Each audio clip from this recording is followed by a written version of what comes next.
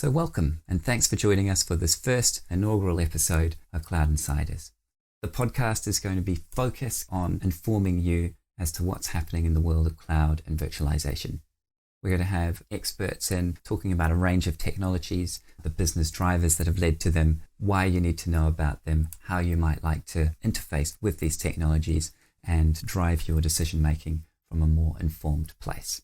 It's going to be great. And let's get into episode 1, which is myself talking to CTO of Xtravirt, Peter Grant. Find out more about any episodes, download the show notes, and subscribe on iTunes at cloudinsiders.fm. Hope you enjoy.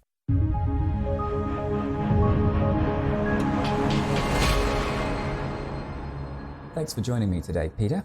I'm sitting here with Peter Grant, who's the CTO of Xtravirt. Tell us a bit about your history with cloud, and then we'll get into some of the questions. Okay, so cloud has been used quite a lot in the last few years. It's really been a merge of the virtualization technology has been moving into what is now being used to build cloud solutions. So, my experience with cloud has been seeing a lot of customers looking at it, talking about it, and particularly in the last 12 to 18 months starting to take the leap and do it. So I've been following it closely and also been involved in quite a lot of hands-on transformations. Sure. And you're just learning IT, aren't you? You're just 1 or 2 years in the junior level, is that right?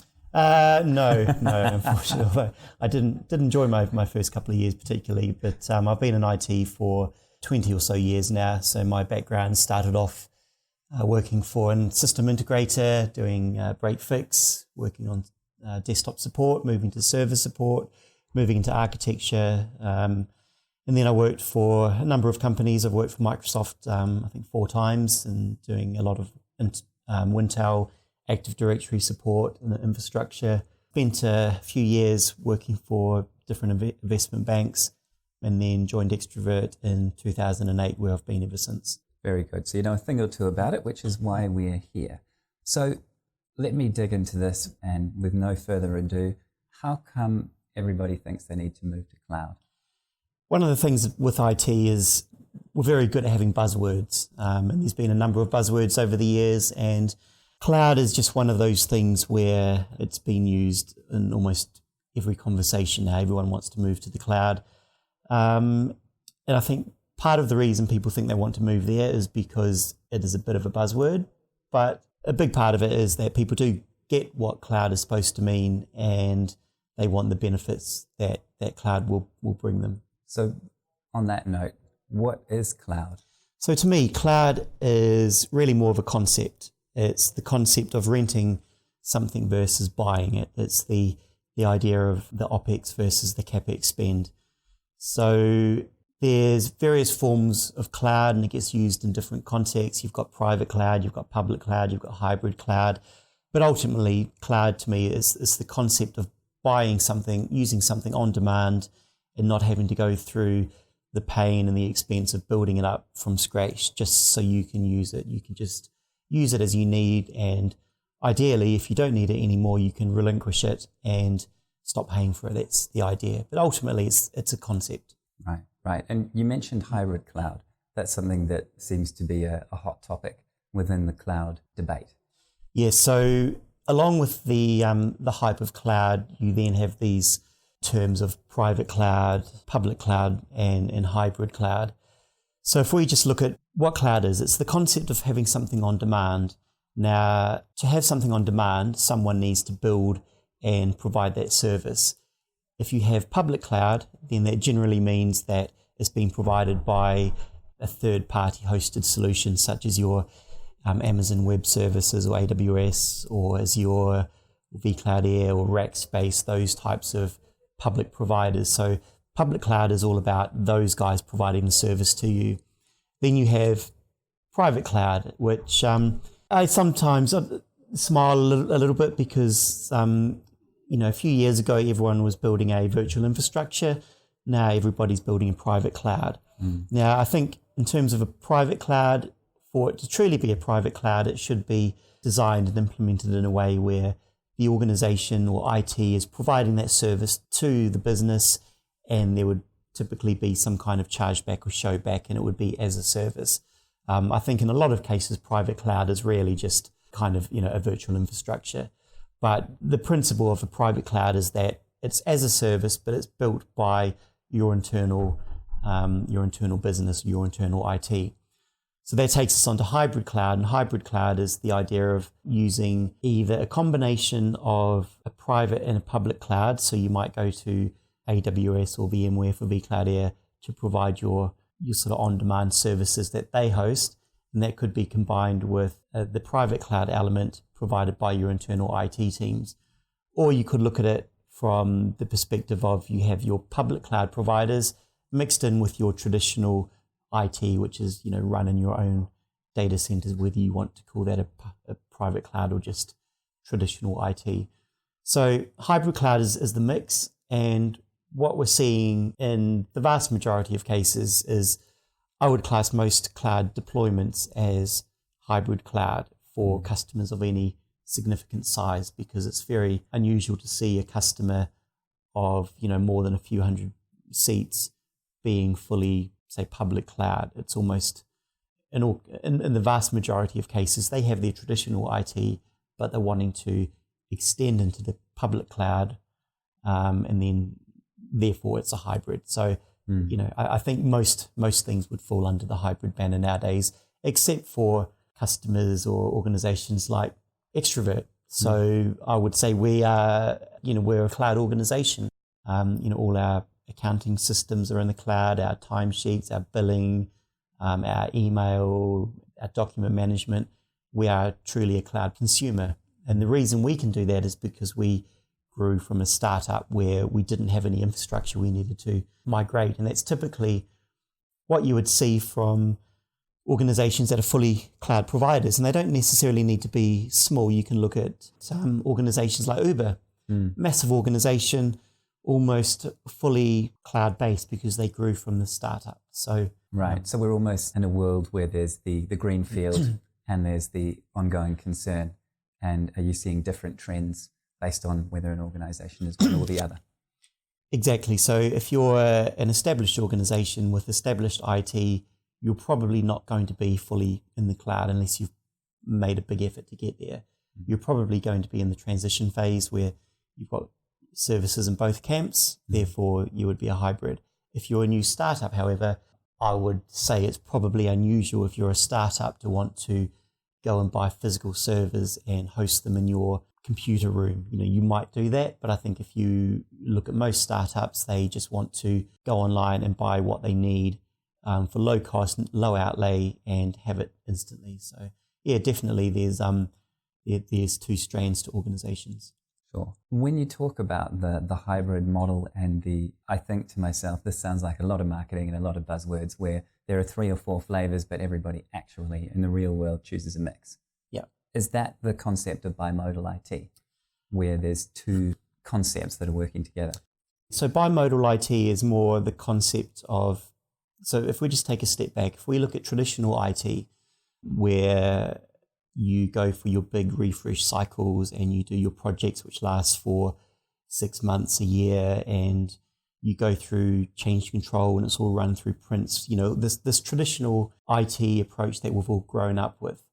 Now that's, I wouldn't say legacy, that's an important approach, but there's downsides to that, in that if you want things to be done quickly and you want to spin up servers very quickly, then you have to go through your change control. You've got to place orders and buy servers, put them in your data centers, put requests in to get people to build them, and that all takes time. And whilst you're doing that, your new startup competitors just gone to the cloud and provisioned what they needed in the latest version of the operating systems, and they're ahead of you. So the concept of bimodal IT is, I went to a briefing almost a couple of years ago now, actually, and the people presenting used the concept of the suits and the hoodies. The suits are your traditional IT teams going through this whole very planned out, predictive kind of approach for IT, which is very stable, hopefully, but also very slow. And then you've got your hoodies who just crack on and just bring up the servers and they don't go through change control. They just do what they need to do, and they get things developed very quickly, and they go to their management and say, look, I've just built this new thing you can go out and sell. And the suits and the hoodies don't normally get on very well, because the suits are like, you've just bypassed all our processes, and the hoodies are like, well, if I went through all your processes, would still be waiting for the server. So the concept of bimodal IT is the recognition within an organization that you need to have that blended approach. You need to have your suits that have stable management of your infrastructure, but you're competing with these uber startups who, if you're not quick enough, you're just going to be overtaken. So you need your hoodies as well. So it's the split between them. Okay, all right, that makes sense. So in terms of thinking through the suits and the hoodies and providing cloud as a means to enable one or both of those groups, how are you seeing organizations really benefit from cloud? So cloud can benefit the suits and the hoodies. So we're typically seeing a lot of organizations use cloud for their hoodies, i.e. bringing up their test and development servers who just need them on demand, and they need them now and they don't want to wait for IT. So the agility that cloud can bring is obvious, and that's one of the first use cases people are using cloud for. But other organizations now are starting to use it more for the suits, i.e. taking their infrastructure that are supporting on a day-by-day basis and starting to move their core platforms into the cloud. And there's similar but also some different benefits from the suits point of view, in that it means they can focus on not so much keeping the lights on with the servers and replacing hard disks if they go down, but it allows them to focus slightly higher up the stack. So agility for the hoodies and the suits, it allows them to focus on some different areas. Okay, all right. So that's in terms of business drivers for adopting a blended or hybrid cloud strategy. I can see agility is definitely one of them, and speed to market. What else would you say is a key driver for the sort of mid-market customer that you're dealing with day to day? So we talked about the agility, and I think that is a big one, being able to bring up things on demand. I talked just about the ability to focus higher up the stack. So if you see the stack as being at the bottom, you've got your hardware, and at the top, you've got your sort of applications, and in the middle, you've got your various other things you need to make IT work. By moving to the cloud, it means you don't need to focus on the hardware. You can focus on the operating systems, the patching, the applications that run on them, and your user data. So it allows you to refocus your resources. So that's one benefit. Cost can be a benefit. I say can because it really depends on how you manage and control your cloud. So there's a term we use internally, and also I've heard within the industry, which is cloud sprawl. And this is an extension of the whole VM sprawl, where when virtualization came of age and people realized they can bring up a new server with just a few clicks of the mouse rather than waiting 3 months to put it in your data center, that was great. But then you ended up with all these servers you didn't really need. And cloud's the same. You need to be careful of cloud sprawl. But it can benefit you cost-wise, because by being able to bring up, let's say, servers or platform as a service systems like email without having to go through a big project, it saves you time on all the elements you would need to enable those services. So cost can be a benefit if you play it right. Right. And I've heard the phrase thrown around quite a bit in our team, renting the spike. And that's another part of it, isn't it? Absolutely. So, and particularly in the hybrid approach, and some of our customers who are in the retail space, I can think of one in particular when they provide online services which are driven by people buying tickets for certain events, and they can be very spiky. So cloud enables you to service those spikes, which may only happen, a few days of every year, without having to buy the equipment, having it sit there in your data center for the whole amount. So absolutely the ability to deal with your spikes but not pay for them. Sure. Is it fair to say that you've seen a number of clients coming to you wanting to talk about cloud because they've believed the hype and perhaps not dug into some of these business drivers? Yes and no. So cloud is talked about a lot and it has been for the last few years, but we've also seen the adoption of cloud being perhaps slower than what the industry predicted. So people are interested in it, but I think it's very much like there's a lot of parallels to virtualization 10 years ago. When at the beginning of the 2000s, when say VMware came up their technology and it started to come of age, people were saying, well, that's great for test and dev, but I'm not going to run my production servers on it. And then after a while, when people started to take the leap and people became more confident, it became a no-brainer. And I think that's what we're seeing now in cloud. They understood the benefits. I think people understand that you can bring up servers very quickly and, why wouldn't you? But when not everyone's doing it, there's all these concerns about the unknown. There's a lot of concerns about security. Some of them are valid, but some of them aren't. A lot of customers we talk to talk about security. They say, well, it needs to be kept in our data center. And you say, well, why? What are the regulations? And not all of them have regulations that actually state it must be in their data center.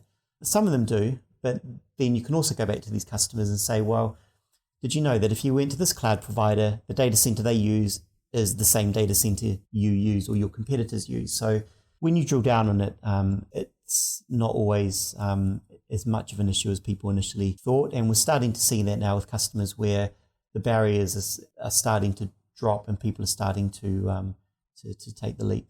Okay. And would you say it's more a question of access rather than location in terms of security in that instance?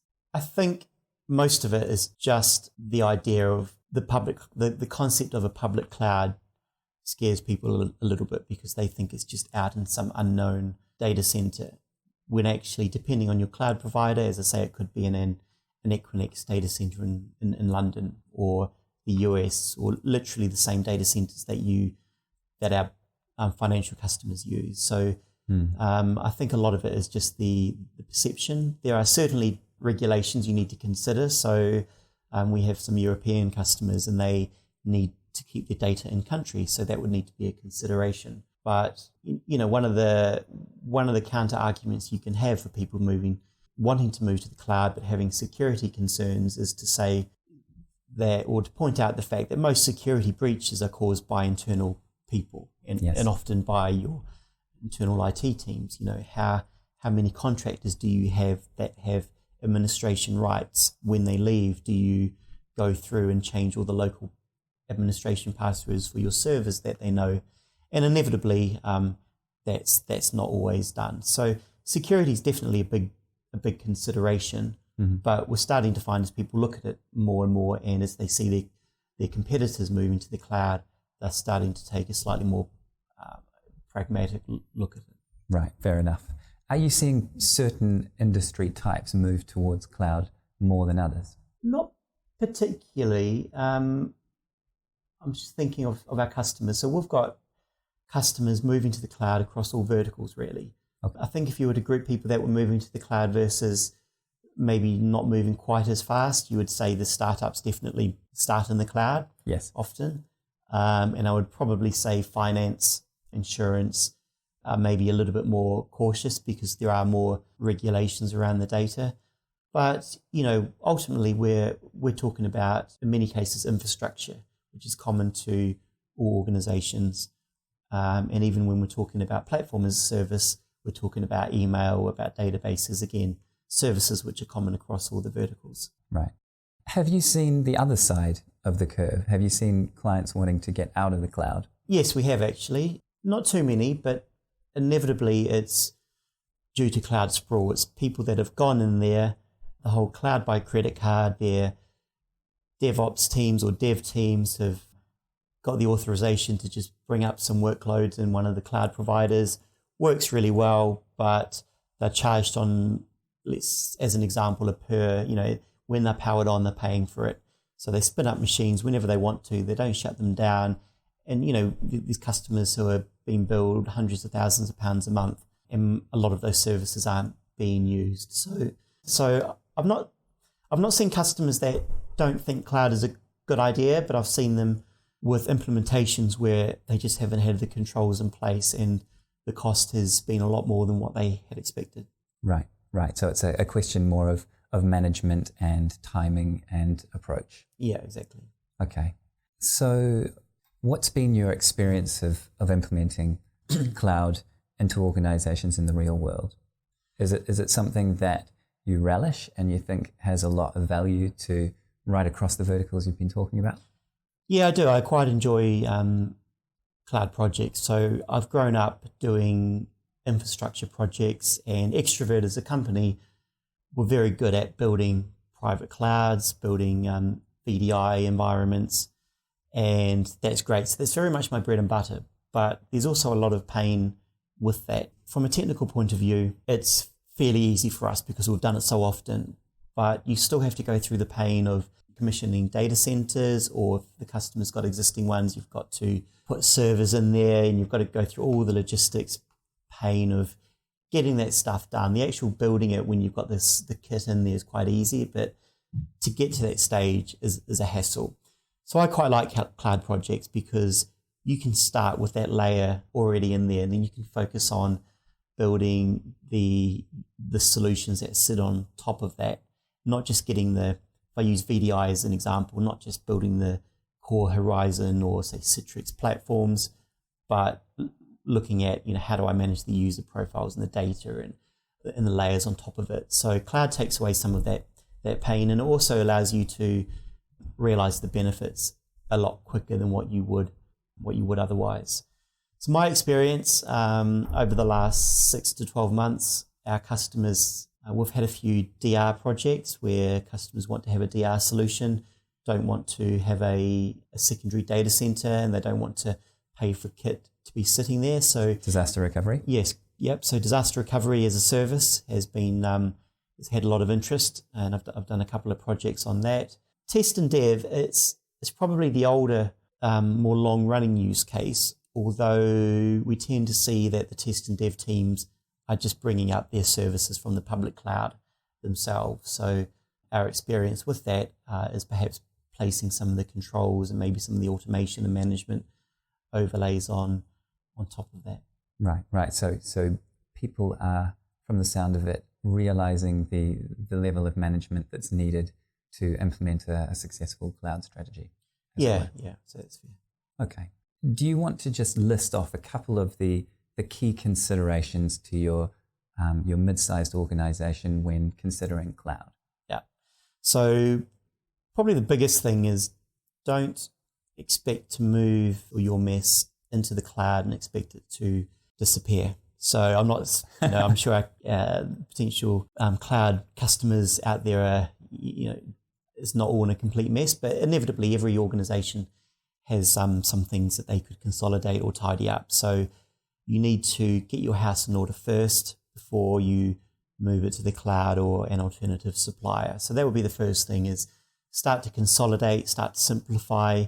And that could just be going through and looking at your standards, your naming standards, the way you name things, your VMs, little things like that. When you go to do a transformation, the more standardized things are, the easier it is for someone to come in and move it, or for you to move it, or for you to script things. So first thing is get your house in order first.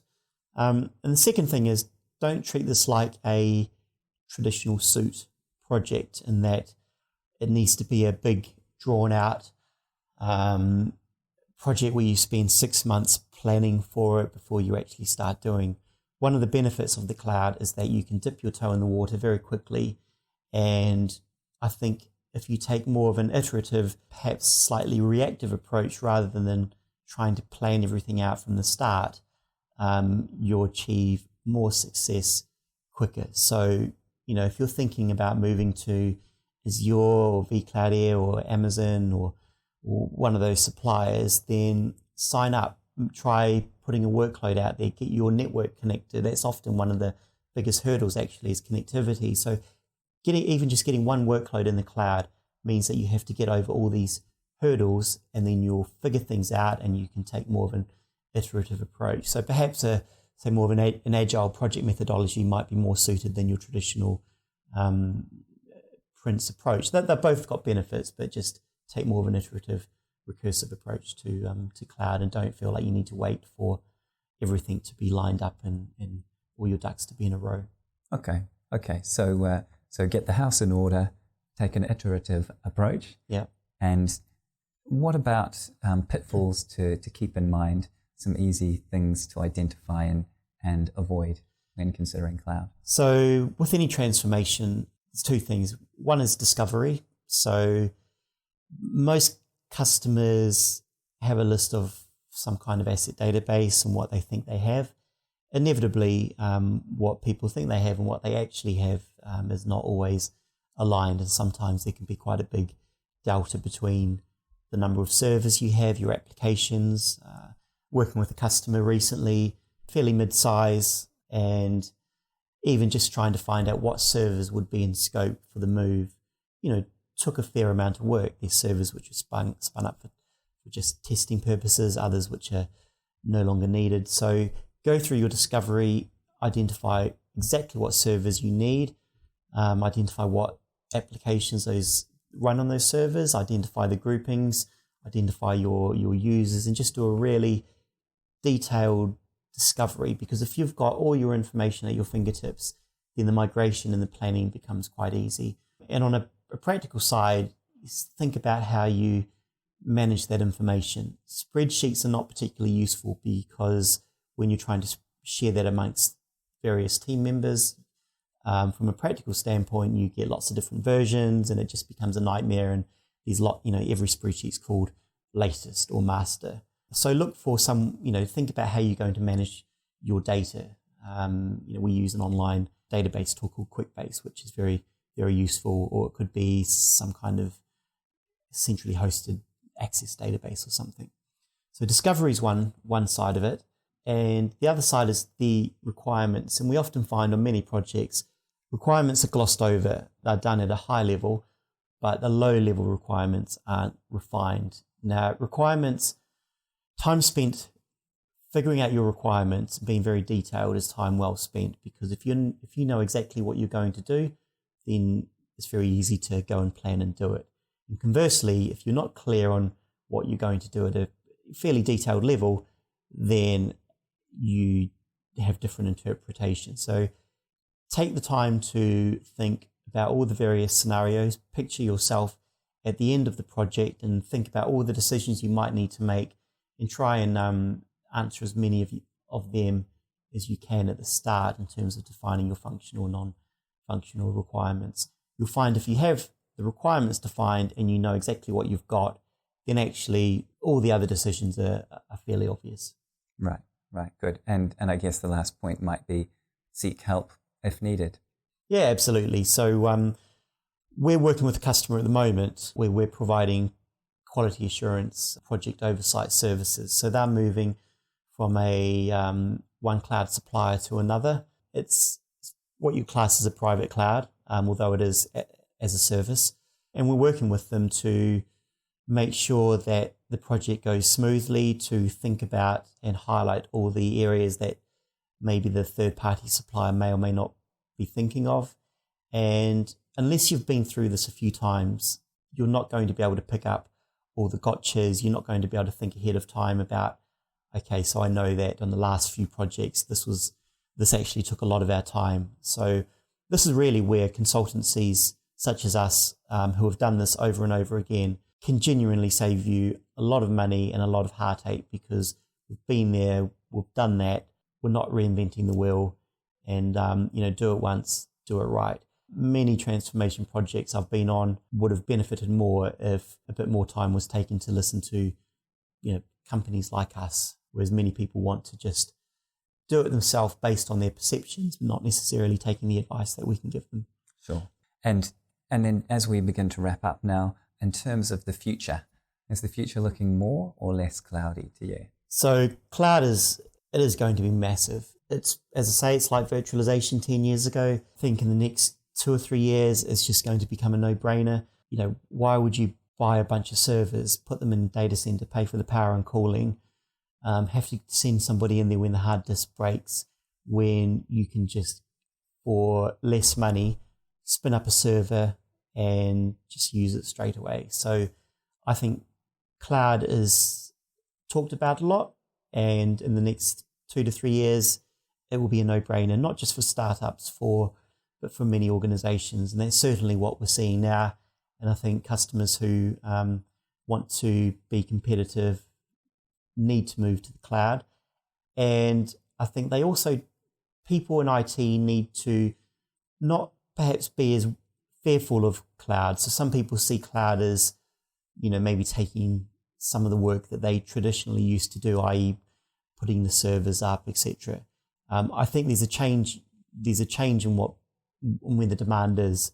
So I talked about moving up the stack. So, if you're worried about cloud and your jobs, etc., the way I would look at it is I would change my focus to just being slightly up the stack, looking at the management tool sets and all those other new opportunities. Because one thing that's slightly lacking on a lot of the cloud platforms today is that they don't have all the management tooling that we are used to. And there's certainly a big opportunity for people to upskill in some of the new products which have been released recently. Brilliant. Thanks very much for your time, and appreciate it. Thanks, Oliver. Pleasure. So that brings us to the end of this first episode of Cloud Insiders. Hope you've enjoyed it, and to find out more, head over to cloudinsiders.fm. And you can also get in touch with us on Twitter @CloudInsiders. Please head over to iTunes, subscribe to the show, and we would love you to give us a rating. And we'll see you next time. This episode was brought to you by Xtravirt, trusted independent consultants for data center, workspace, and cloud transformation. For help solving complex IT challenges and unlocking the full potential of your technology, head over to xtravirt.com.